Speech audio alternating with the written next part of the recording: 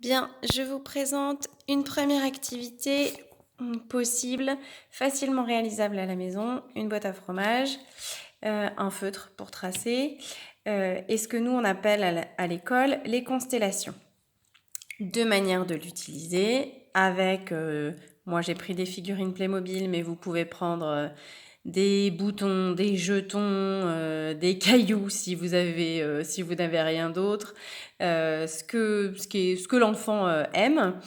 On peut aussi utiliser, alors là j'ai pris des coquillettes et je vous montrerai ensuite, en fait pour donner un double intérêt à la consigne.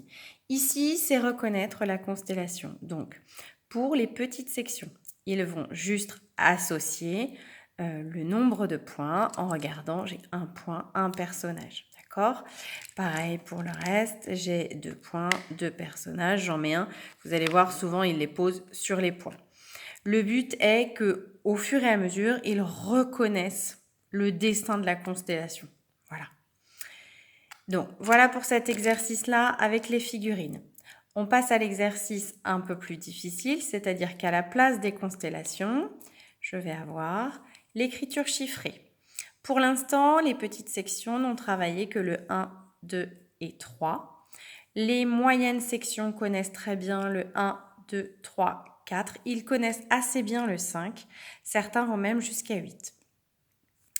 Pareil, on recommence, on laisse l'enfant faire, on lui explique ce qu'il doit faire, on laisse l'enfant faire et ensuite on vérifie ensemble.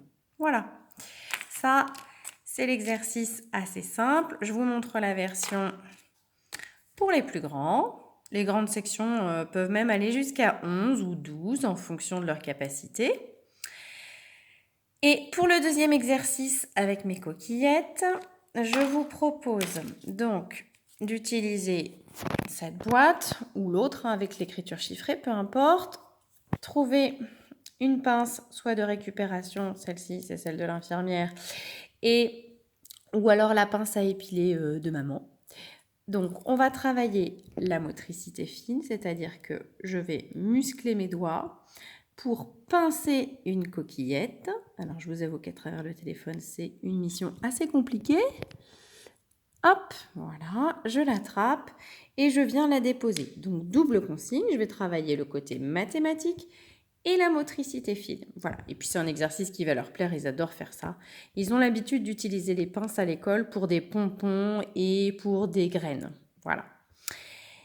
J'espère que ça paraît assez simple. Si vous avez des questions, vous me les posez via le fil de discussion de Classroom. Merci.